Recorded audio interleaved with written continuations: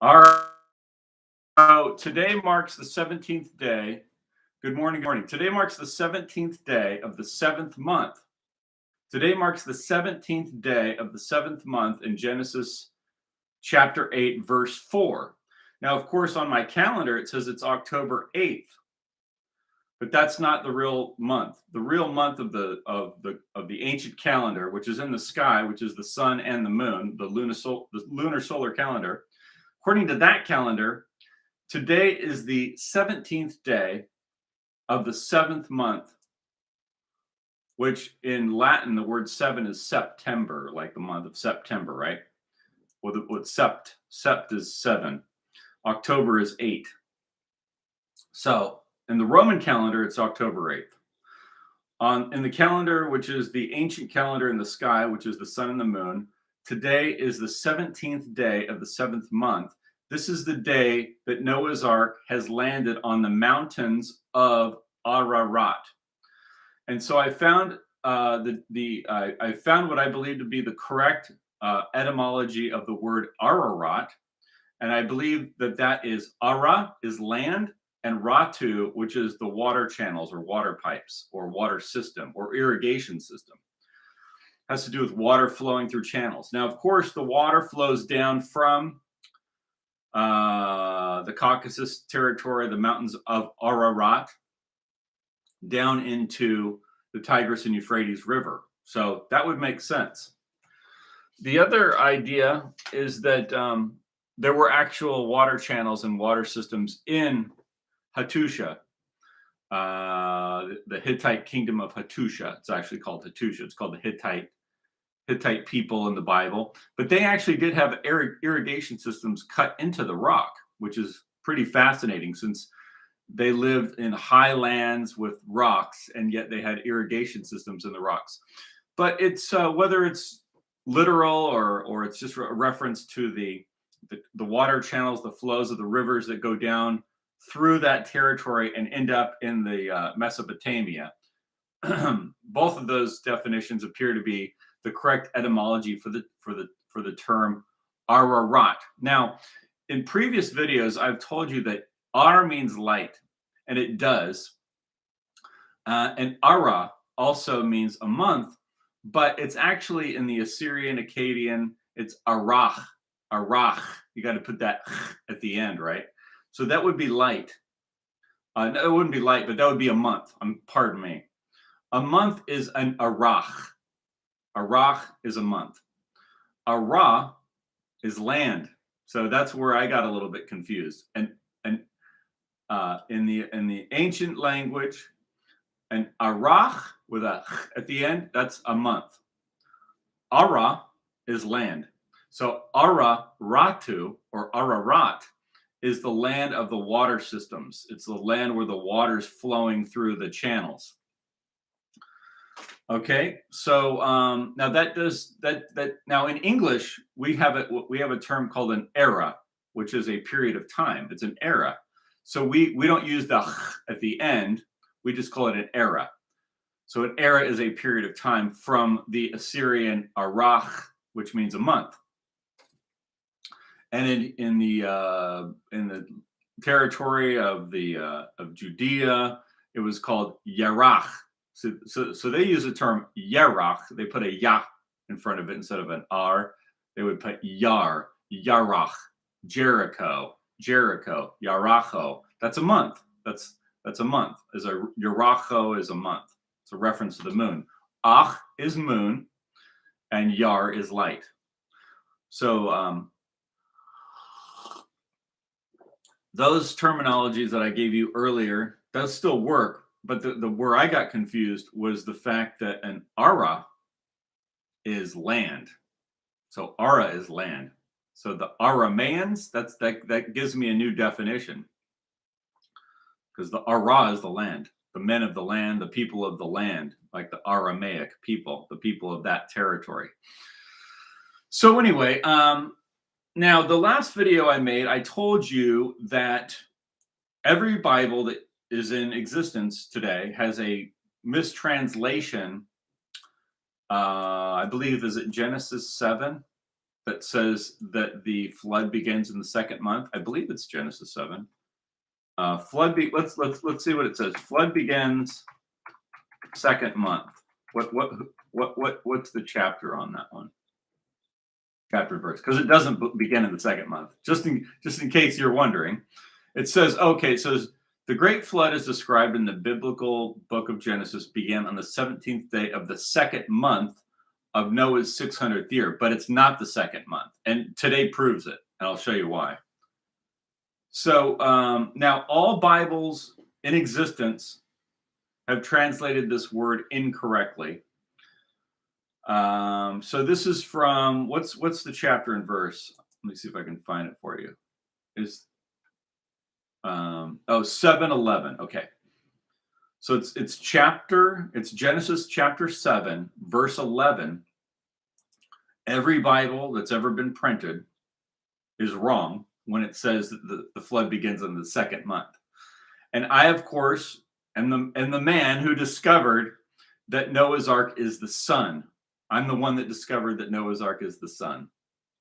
I'm the one that discovered that Noah's Ark in the sun. It was a couple of years ago now when I started this. I started this project to find out what is the original religion of the Israelites. And I actually didn't start it out looking for a calendar. My friend Jordan Maxwell used to talk about how the Bible's based on solar astrotheology, and it is. I found that interesting. But then when I'm like, well, how does that relate to some of these other stories, like the flood and this? I wasn't really looking for it yet. The reason I was looking at Noah's Ark originally is because there's this big obvious thing that Noah didn't have a book. So if he didn't have, because people used to tell me the Bible is the Word of God, and I'm like, okay, well, Noah didn't have a book though. So how did he have a perception of the infinite without a book, right? And so it's like, well, that's what led me into the story of Noah's Ark. But let's not go down that track too far. We're talking about Genesis 7:11. It said that Noah's Ark begins in the second month. Okay, so why did they use the word second there? And this is key. Depteros is the Greek word, and all the Bibles that exist in the world have been translated from the original Greek Septuagint, which was written in Egypt by the original Judean Israelites between 300 and 200 BC. There is no other translation. So when you hear of this thing called the Hebrew Bible, okay, they translated this thing called the Hebrew Bible from the Greek, and they translated it around 400 to 500 AD after the Roman period, right? It was way later. So the original Bible, because I have a copy of the Jewish Publication Society Tanakh. Everyone likes to use the Hebrew words, the Tanakh. It's not the Bible, it's the Tanakh. Okay, well, they got that from the original Greek. So, and in the original Greek, they use the word depteros, which does mean second, but it also means the following or the one that comes next, right? So in the original Greek Bible, in Genesis 7:11, it says, in the 600th year of the life of Noah, in the following month, right? Because the 600th year is the equinox. When it's talking about the 600th year of Noah, it's talking about the equinox, okay? And then the following month is the first month, not the second month. So depteros there means the following month, not the second month. Now, how do we know that's true? Let's make sure we know that that's true. So if I say today is October 8th, 2025, minus. Now, oh, here's the other thing I need to tell you before I do this calculation. The 150 days. So once the flood starts on the 17th day of the following month that follows the equinox, right? That's when it starts. Not the second month, but the following month.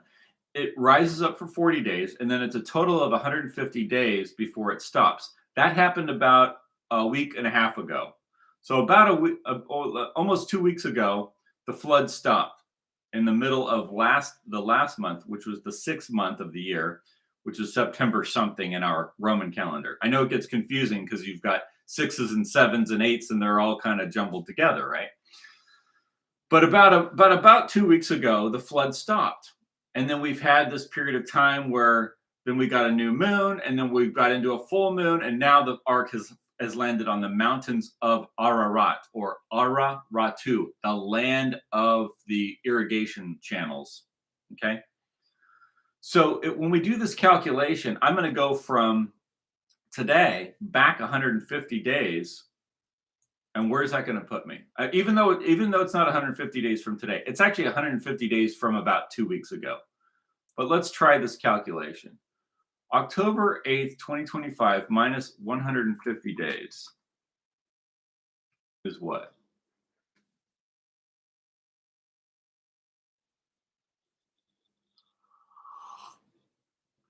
Puts you at May 11th. 150 days before now today is 8 October. That would put you at May 11th, 2025. Okay. May 11th, 2025. Moon phase. It was a waxing gibbous. Let's look at it. Let's see what this looks like. Can't really see it. May 11th.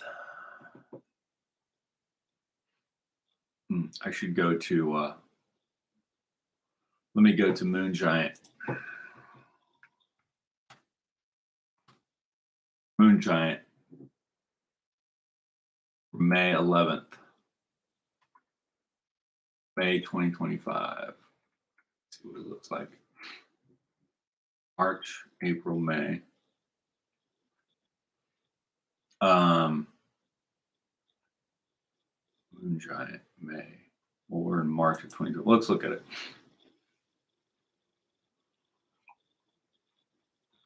Okay, there's March. Then we'll skip ahead. April. We'll skip ahead. And then we're in May. Now, this would be 150 days from today. I'm just giving you an example. Okay, and then we go to May 11th. And we've got a full moon. But is this the second month? Would this be the second month of the calendar year? Let's look. I'm sorry, not of the calendar year, but of the holy year. Let's look. So if we go back there, we go to March, and the first month begins on the 29th to 30th of March, right? So that's month number 1. And then we go into April, and it starts, month number 2 begins on the 27th of April.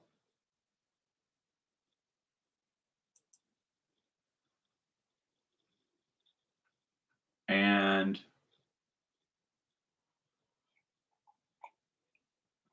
then we're in May, and we've got a full moon. The 11th. But the 11th is not the 17th day of the second month. It's the 17th, 16th. That's the 15th day of the second month. So that doesn't work.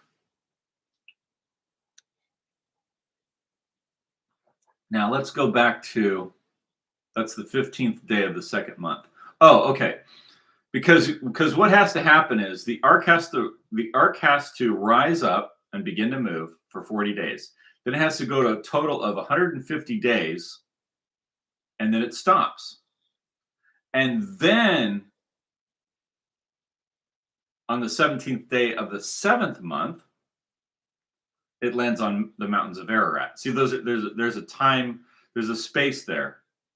So if we took it from today, the 17th day of the 7th month, and we took it back 150 days, it would put us in May. It would put the beginning of the ark, the flood, on the 15th day of the 2nd month. But it's not the 15th day of the 2nd month. It says in the Bible, it says the 17th day of the 2nd month, right? So it's not this day. So the calculation is off. Now, if you look at so if you actually translate Defteros properly, then it says the following month. Then where does that put us? Let's try that. So that would be the calculation I gave you before. But in a different video. Let me see what we got here. So if we said, okay, so when is the first month? The first month is starting right around there. Okay, so that would be April. Okay, let's see. Let's count the days here. Starting in March, we've got the 29th and 30th. So the 30th is 1, 2, 3, 4, 5, 6, 7, 8, 9, 10, 11, 12, 13, 14, 15, 16, 17 is April 15th. So we say April 15th. April 15th, 2025 plus 150 days gives you September 12th of 2025.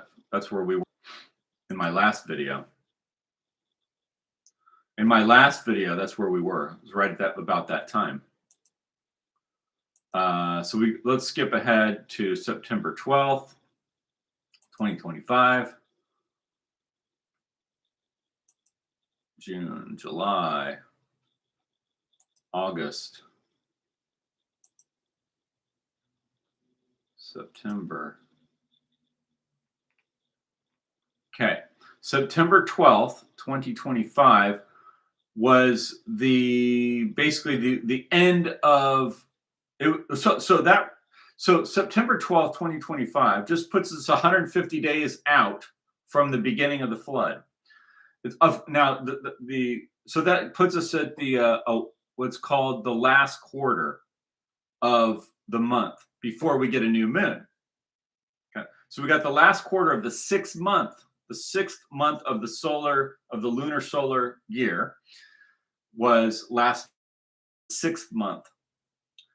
Okay, now we're in the 7th month. We're in the 7th month now, and we're now in the 17th day of the 7th month. I know you think it's October, but it's actually not. It's the 7th month. October means 8th. The 7th month. And so this gives us from the last quarter of last month about a week, and then we get a new moon, and then we get the new moon, then we get a full moon, which is where we're at now. So the calculations work with the translation of Defteros as the following month, but they don't work with Defteros as the 2nd month. It's not the 2nd month. It's the following month. So here's the interesting thing. So Noah's Ark, when we talk about Noah, the 600th year, Noah's year aligns with the equinox. The year of Noah aligns with the equinox. So the 600th year of Noah.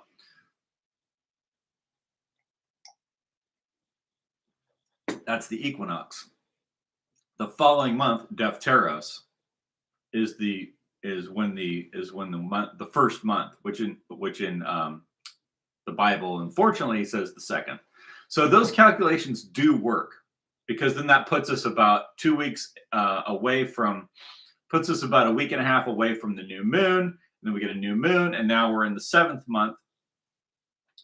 And the years in the ancient calendar are broken up into 2 halves. You have the spring summer half, the spring summer to autumn, and the autumn to midwinter and back into the beginning of spring. So you have two halves, which interestingly enough makes that kind of a, like you have the sun going down into the winter solstice and the sun going up into the winter solstice. So you have like a V up and a V down, which gives you that compass and square of like the Freemasonry, or it gives you that hexagram of whoever came up with that.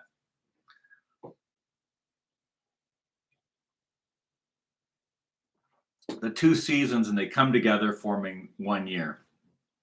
The dark and the light, right? The darkness and the light. The season of darkness, the season of light. The two adjoining seasons. So let's talk about a little bit of the etymology. We've got Ratu, which appears to mean Ara. In this case, means land. I know I've told you in other videos that Ara is a month, but it's actually Arach. Arach is a month. Ara is a land. Ara is a land, and Arach is a month. So that's the big difference. So Yar does mean light, and Ar does mean light, but it depends on the context. Now, there's some other interesting terminology here. I've got this. Let's take a look at this. The months. So the first month is called Nisanu. The second month is called Ajaru. Now, Ajaru. So interestingly enough, I do have some definitions for some of these terms, because one of the things I found interesting is you've got Nisanu as the first month, and then it's on both sides. It's got Ajaru and Adaru, and Ayaru is a reference to a god, actually.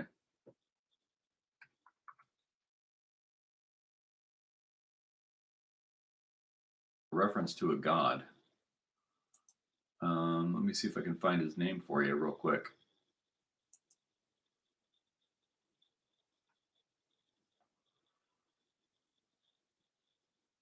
Let's see. We've got, oh, here we go, the calendar year. So the 12th year, the 12th month, which is our March, like the last month from February into March, is called Adaru.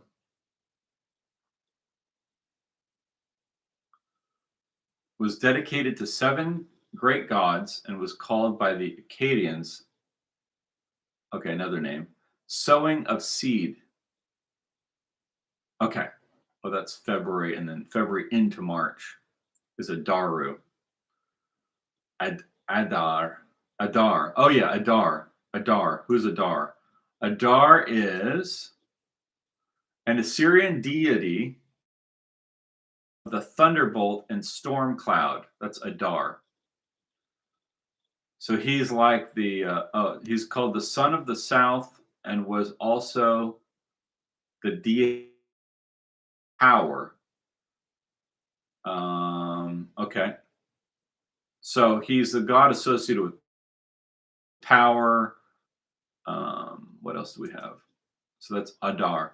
Now, Ayaru is the second month of the Assyrians, sacred to the deity Hia, also called Ea. It says here, Akkadian name Kar. Okay, that doesn't matter. The propitious bull. The associated bull, apparently. I don't know why. Let's take a look. Ayaru.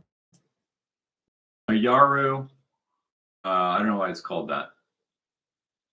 Oh, because that's the bull.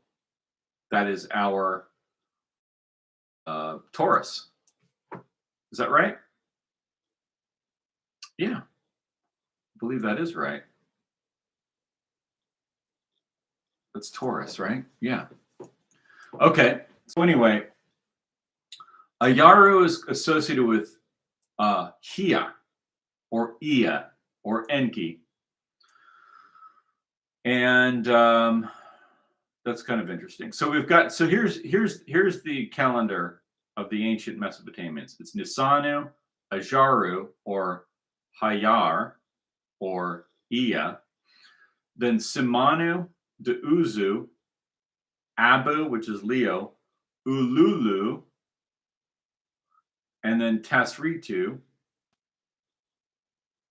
1, 2, 3, 4, 5, 6. Yeah, Ululu is 6. Tasritu is the month we're in now. That's 7.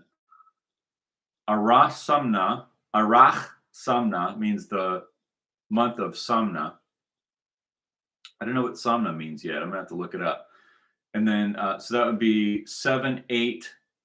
Kislimu is 9. Tibetu is 10. Sabatu, Sabbath, is 11. And Adar, the sower of the seed month, is 12. Okay, so that's the old Mesopotamian calendar. And that's also the calendar used by the ancient Israelites and the people in that territory over there. So, interesting. So if you want to get some of this, if you want to find out what some of these words are, you can go to a really, really good dictionary I've found, and it's called an Archaic Dictionary by a man named, what's his name? Let me find out here. Really good dictionary. It's called an Archaic Dictionary by William Ricketts Cooper. William Ricketts Cooper. And while I'm here, let me point out, because I just went to this, I'm on Goodreads here on Google. You've got Ululu, the 6th month of the Assyrian calendar, it says, right? This is one of the entries. You've got Ul Zibu, of the wolf. Ul Tsaru, the enemy. In other words, you have Ul or El before the word, right? One of the things that dawned on me when I was reading this ancient or archaic dictionary is the use of the word El as in a sentence, right? This is like Latin. Notice how in Latin, El, like you got the words El Camino Real. Everyone's familiar with that. El Camino Real, the royal road, right? The King's Road that runs through California. El Camino. Well, that L is actually, it's Latin, and you'd go, oh, well, Latin, that's an Indo-Aryan language. True, and it's also an ancient, what they call Semitic language. So what is it? Is it Semitic or is it Aryan? And this is where I get into this terminology of what I call ancient English, is that these words got mixed around over thousands of years. So when von Schlosser came out and said, these are the Aryan languages and these are the Semitic languages. Well, that was a nice try, von Schlosser, but it's not that clear. I don't know that what Shem means is the sun. So there were some people that called the sun Shem, and there's some people that called the sun Sol, and there's some people that called the sun Ra. So, I mean, you know what I mean? And then it all just kind of changes around. So, but I found it interesting that I believe that the Akkadian, many of the words that we have in English and in German and in French and in Latin, a lot of them are Chaldean, a lot of them are Assyrian, some of them are not. You know, the Greeks use the word phos for light, and the Latins use the word luke. Does that mean that the Greeks and the Latins are not both speaking what you call, by von Schlosser's terminology, an Aryan language? Well, they both are, but one calls the light phos and one calls the light lus or luke. And and then another people call, and then the Hebrew or the Canaanite races, the Phoenicians over there, whatever you want to call them, they call light yar. Well, yar is a year in German. You see what I mean? So these words get mixed up. So anyway, this is a really good dictionary. It's called an Archaic Dictionary by William Ricketts Cooper, who was he was kind of like me, actually. He's a guy that was got interested in Christianity. He was a missionary, And then he decided to go through and research Egyptology, and he just got really deep into the woods on these ancient dictionaries, which is important. The most important thing is to have access to all these ancient words so that you can have an understanding of the language, not only of your language, but other languages, so that you can be literate and understand what things mean, so that you can have a civilization and you can have some kind of orientation to your surroundings. If you notice the universities today, I could walk up to any, I could walk up to, let me put it this way. I discovered that Noah's Ark is the sun. Why? Because I'm literate. I can read. Now I can read the book and see what the message is from the book. I can read the book, right? I understand it, right? A lot of people read it, they don't understand it, and then they develop all these crazy ideas. But it's not just people that are reading the Bible that don't understand it and develop crazy ideas. It's people all over the world that are illiterate. They don't understand their surroundings. They don't understand language. They can't communicate well, and they can't build a civilization without language and symbols. That's why it's important to be literate. That's why it's important to have a store of knowledge of all these ancient languages, so that we can go back and find out what these symbols and words mean, so we understand them, and so that you can actually build a civilization of literate people that understand what things mean. I was going to say I can go to any university person and ask them what some random words mean. Simple words you use every day, they don't know.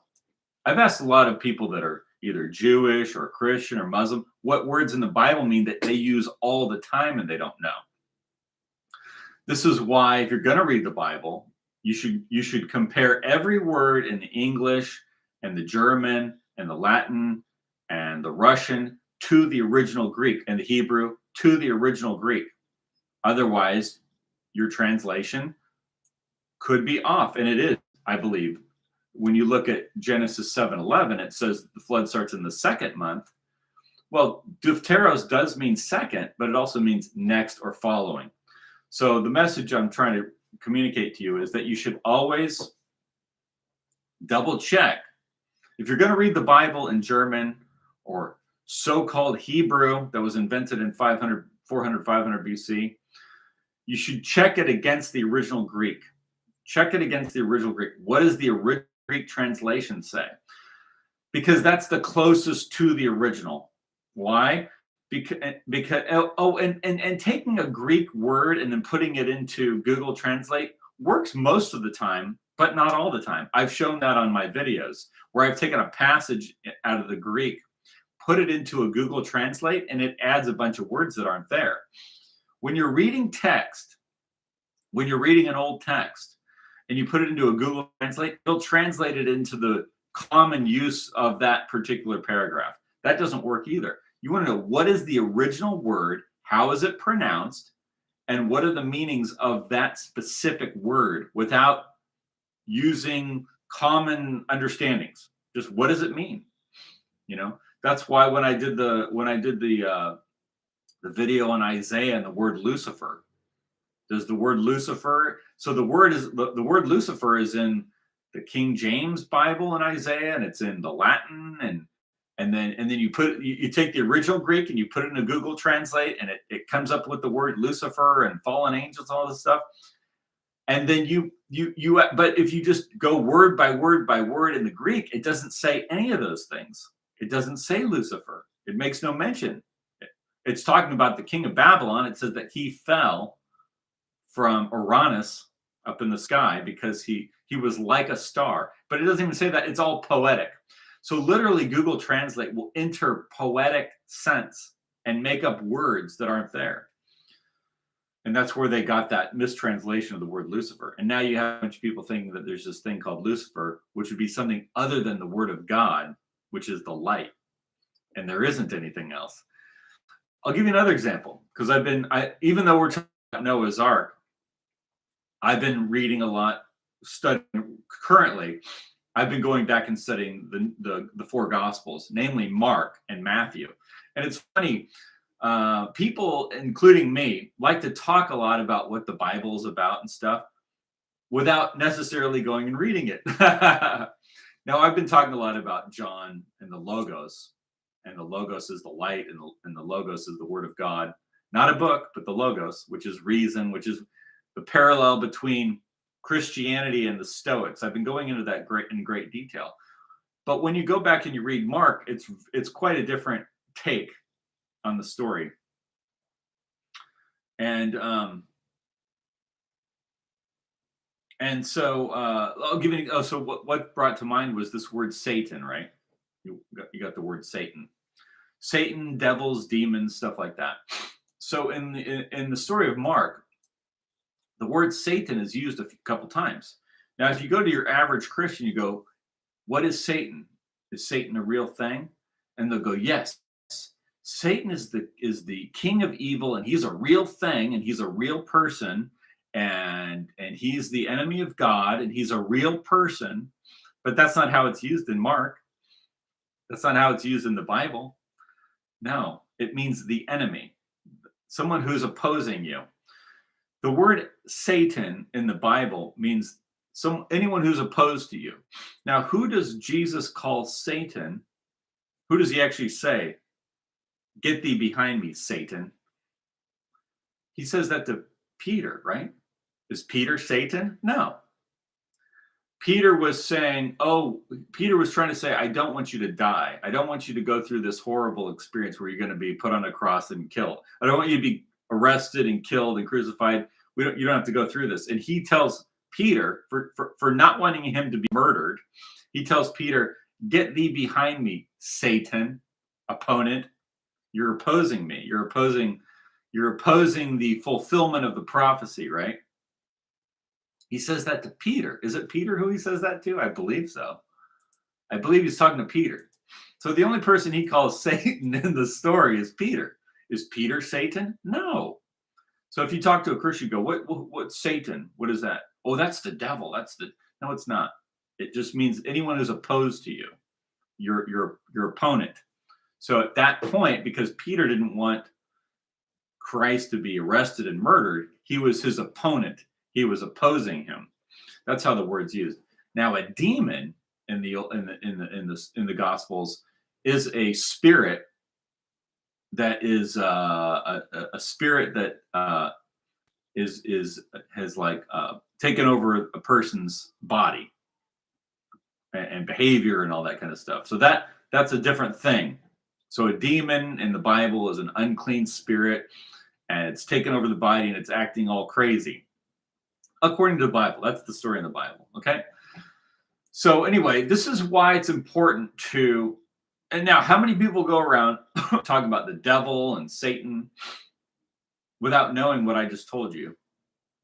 I mean, if you just because it's one thing to hear the word and hear somebody else talking about something and then going on and believing in certain, now you're developing all these beliefs. But then when you go back and you read it, it's not really used that way. You got to look at how it's used in the context, is what I'm trying to say. What does it actually mean? Is Satan a real being?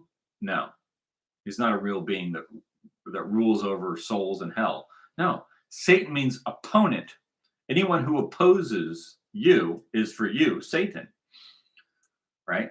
So that's how that works.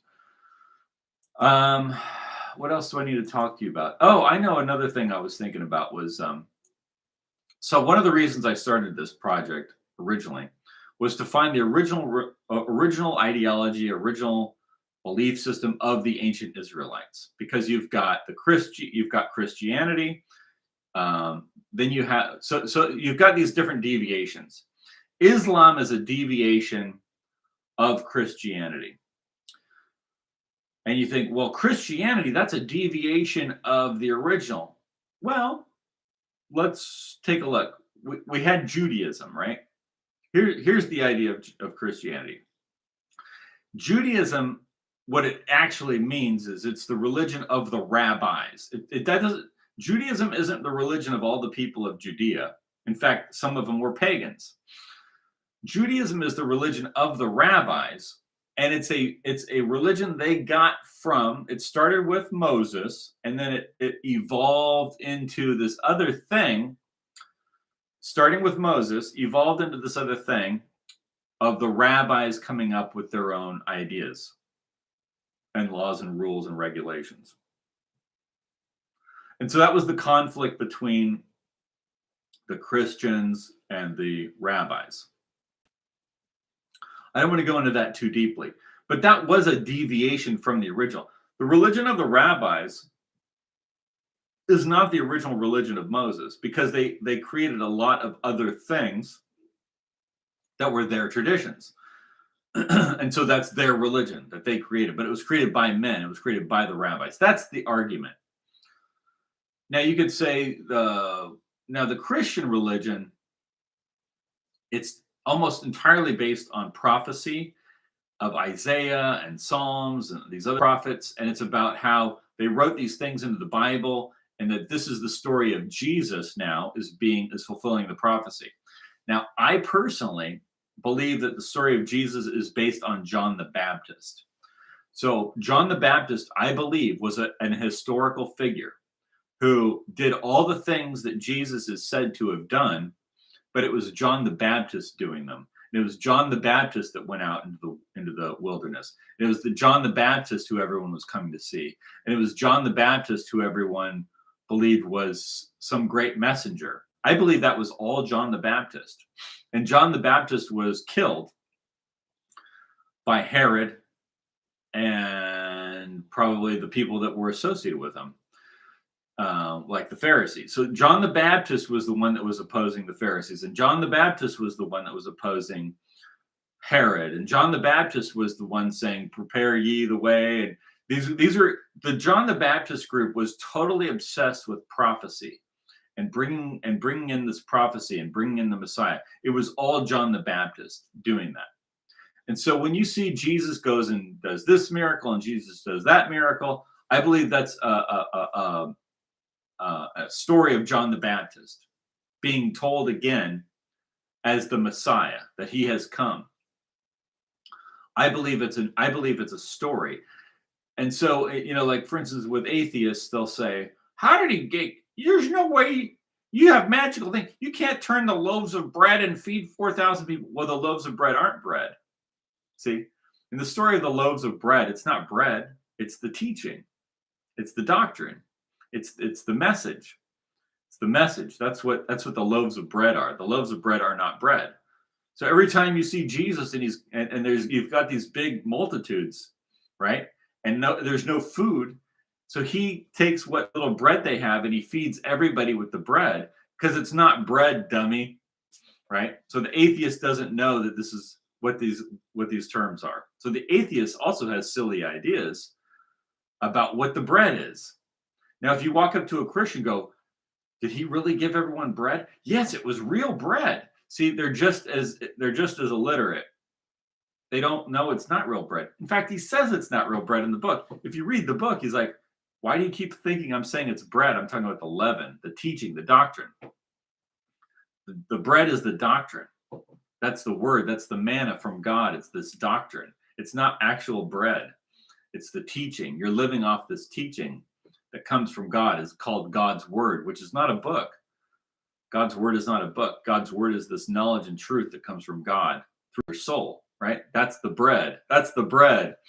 So anyway, whether it's the atheists or the Christians themselves, they're confused by this terminology. So, yeah. I want to say one last thing about Christianity before I go, which is I found something pretty remarkable about Christianity, which is the correlation between here's one more. Let me give you this one.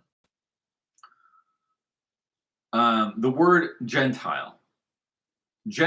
So I'm looking through the Bible and I'm comparing words. Like anytime I find a word which I find either kind of like what, or that's kind of strange word, let's see what the Greeks called it. I'm finding that the word Gentile is just some blanket word that some idiot came up with to cover anyone who was not part of the religion of the Israelites. And it doesn't even make sense when you go back and read the book. There isn't this thing called Jews and Gentiles. There's Jews and the Greeks, and then there's Jews and the ethnics. So Gentile was like a word that's used to cover up the truth in the Bible.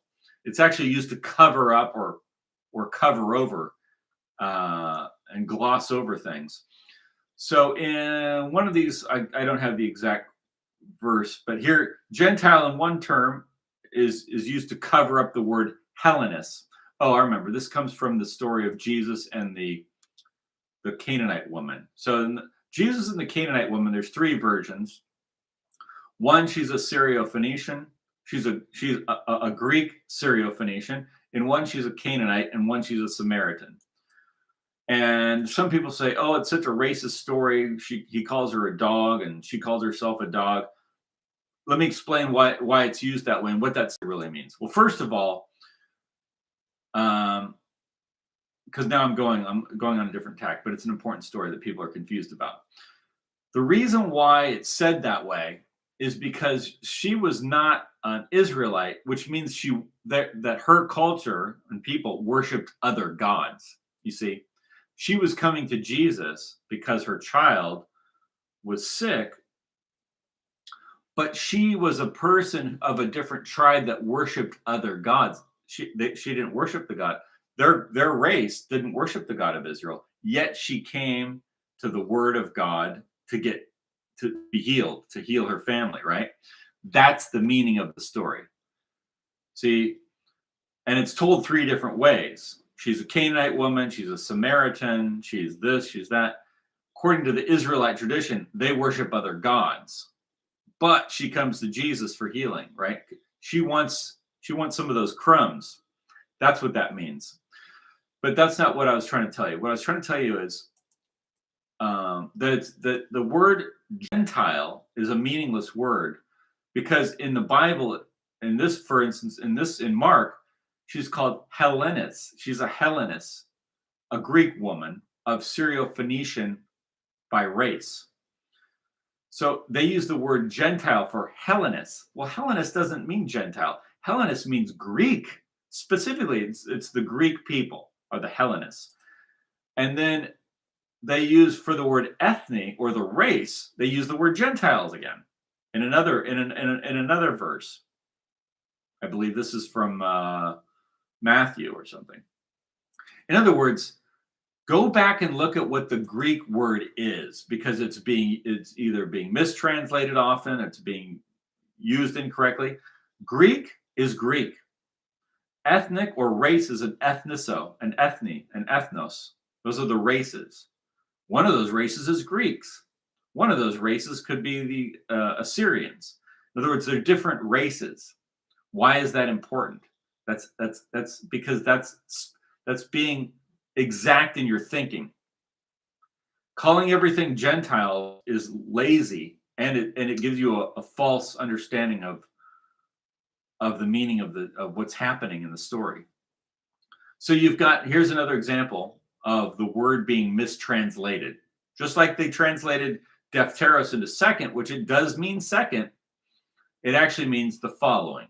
Just as in Mark, and I believe that was from Matthew, or maybe John or Luke, who knows, you have the word Gentile. Well, it's not Gentile. It's Hellenist, which is a Greek woman. Hellenis or Hellene, that's Greek. That's the Greek race. Ethnos is the races. So anyway, I think I'm going to end up on that. Today marks the day when the ark landed on Mount Ararat, and the Noah's Ark is the sun. And I'll update you with the next video at another time. Thanks a lot.